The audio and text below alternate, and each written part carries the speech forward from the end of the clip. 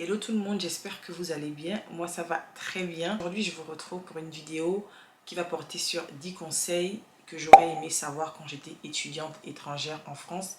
Parce qu'il faut savoir qu'il y a beaucoup de petites subtilités que beaucoup ne connaissent pas forcément. Et ce sont des choses que j'aurais aimé savoir quand j'étais étudiante.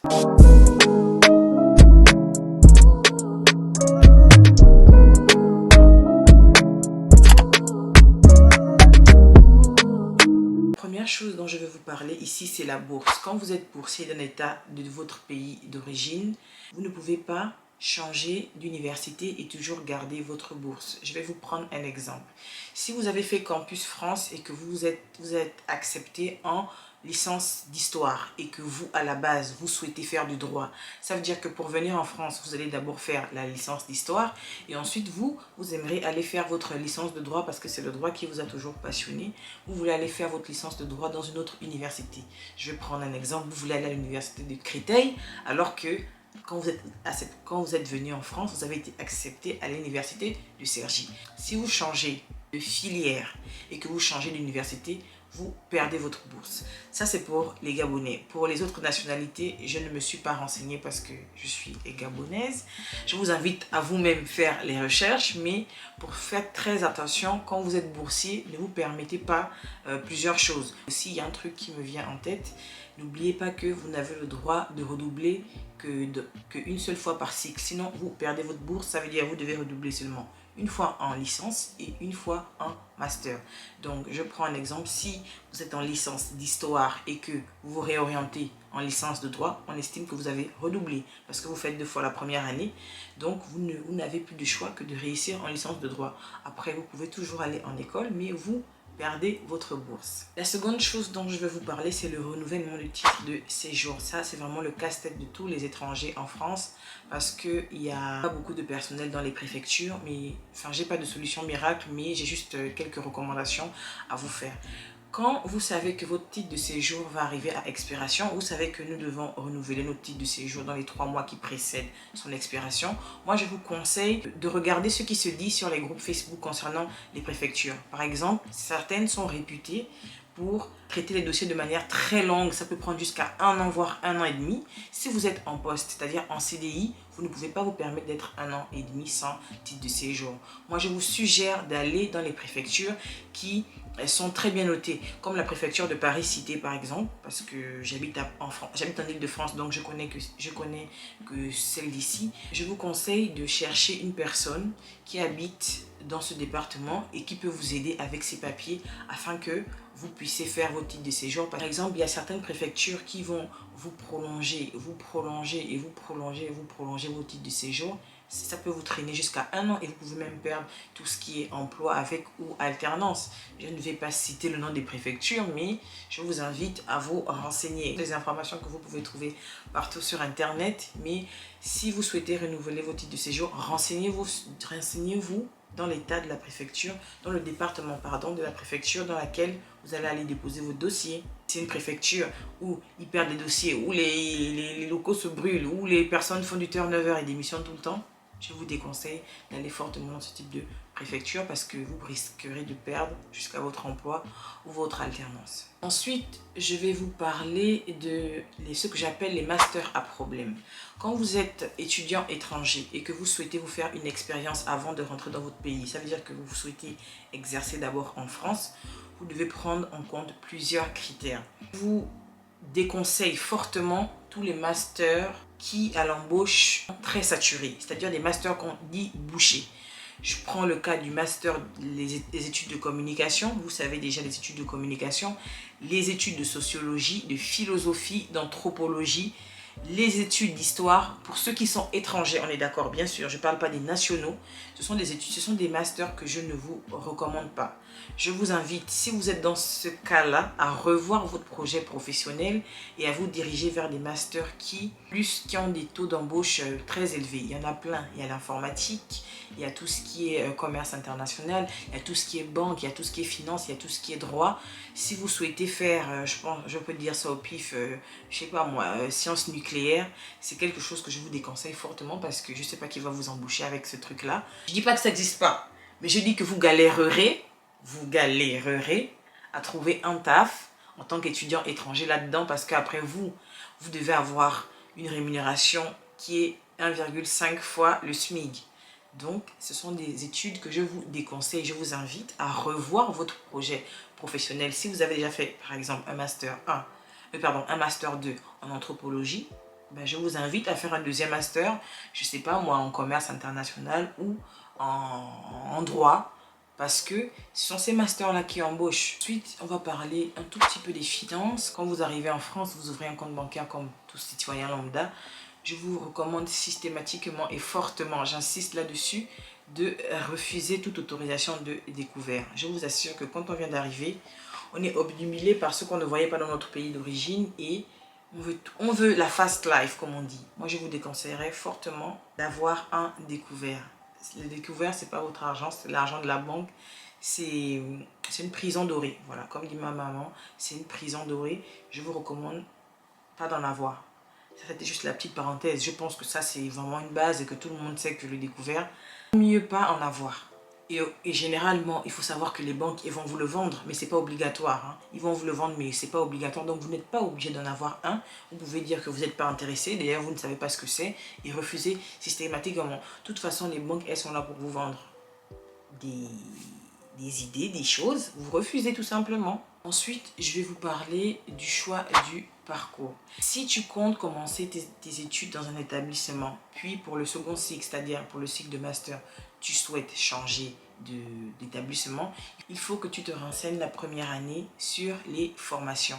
Et bien sûr, comme je l'ai dit dans une précédente vidéo, il ne faut pas négliger les notes parce que ça pèse au moins à 80-70% dans la décision que le jury elle va prendre si ils vont t'accepter, que le jury il va prendre, pardon, s'ils vont t'accepter dans cette formation-là. Donc, je prends un exemple, si tu te ramènes avec des vieilles notes comme 9 sur 20, 8 sur 20 ou 10 de moyenne, voilà, tu ne seras pas prioritaire. Donc, petit conseil, ne négligez surtout pas les notes parce qu'elles pèsent à 70 voire 90% de la décision du jury. Il arrive qu'on peut être intimidé quand on arrive dans un environnement qui est nouveau, mais je vais vous dire que ne soyez pas timide et n'hésitez pas à participer en classe. Si vous avez des questions sur le cours, sur le contenu, sur le déroulé de la formation, sur quoi qu'est-ce, rapprochez-vous de votre chargé de TD, du secrétariat, des professeurs. En fait, ils sont là pour ça et au contraire, ils aiment les questions des étudiants. Donc, ne soyez pas intimidés parce que vous arrivez dans un nouvel environnement, il y a des gens que vous ne connaissez pas et voilà, vous n'êtes pas à l'aise avec le fait de parler en public. Ben, vous attendez que le cours est fini et vous allez voir votre prof en fait, ou vous allez voir... vous allez dans le secrétariat. Dans le secrétariat, on va vous expliquer la formation en long et en large. On va vous expliquer quels sont les majeurs, quels sont les mineurs. Quand les matières majoritaires ou les matières minoritaires, voilà, apprenez à être curieux et renseignez-vous. De toute façon, la curiosité, c'est un très bon, je dirais même une très bonne qualité quand on est en études supérieures. Ensuite, pour ceux qui sont en université, ne négligez pas les stages avec les docteurs ou les recherches. Ça va fortement vous aider. Ça va vous serez en immersion dans la vie de ce professionnel-là et ça va fortement vous aider à vous projeter pour l'avenir.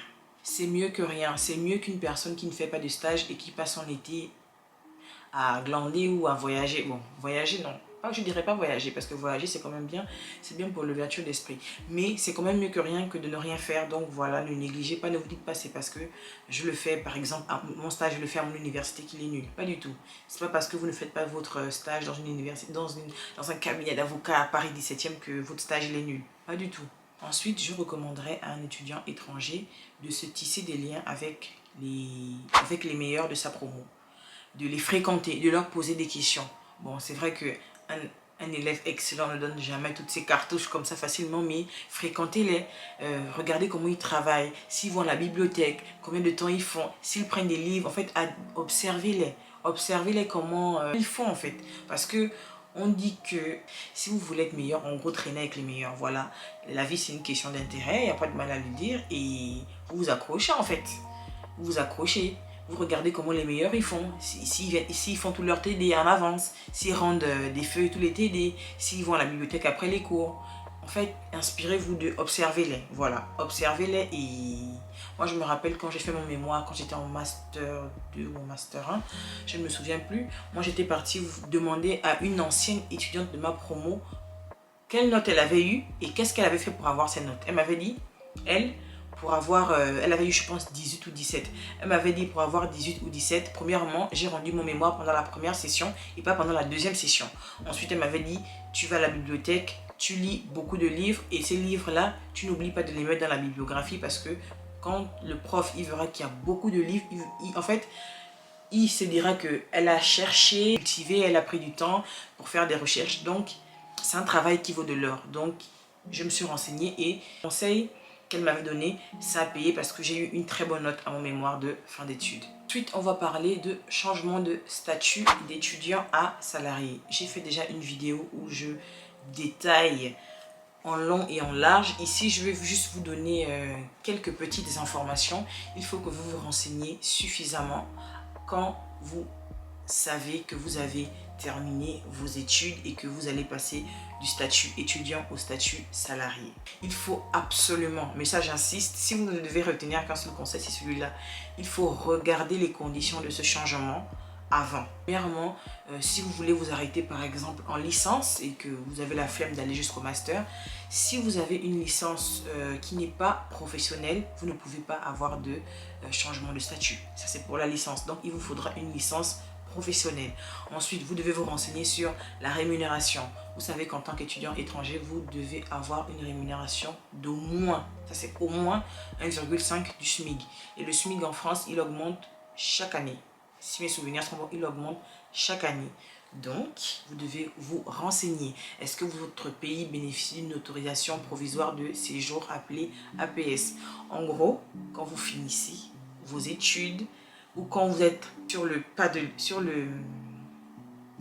les finir, vous devez absolument vous renseigner. Ce genre de choses ne peut plus vous surprendre. Il y a tellement de contenu dessus, tout le monde en parle.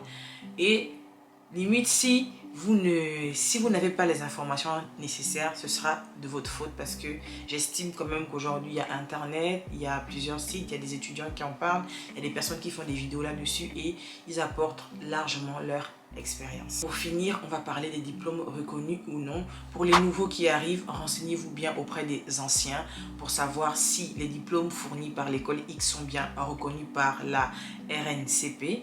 Parce que je pense qu'il y a maintenant la montée de plusieurs diplômes tels que Master, M-A-S-T-E accent grave R-E-S. Et il faut bien vérifier que ces diplômes aient l'accréditation RNCP pour qu'ils soient reconnus par l'État. Parce qu'il y a plusieurs écoles, les diplômes ne sont pas reconnus par l'État. En gros, vous jetez de l'argent dans le vide. Voilà, tout simplement. Donc, renseignez-vous auprès des anciens. Il y a toujours un ancien qui prendra 5 minutes de son temps pour nous aider, pour nous renseigner. Au contraire, ça leur fait plaisir. Moi, quand les étudiants gabonais m'écrivent, ça me rappelle des bons souvenirs et je suis contente de les aider parce que je ne veux pas qu'ils fassent les erreurs que moi, j'ai faites. N'hésitez pas à vous renseigner auprès d'anciens élèves ou même sur internet ou sur les réseaux sociaux. Il y a forcément des informations que vous trouverez. J'espère que cette vidéo vous a plu. Je vous dis à la prochaine pour une nouvelle vidéo.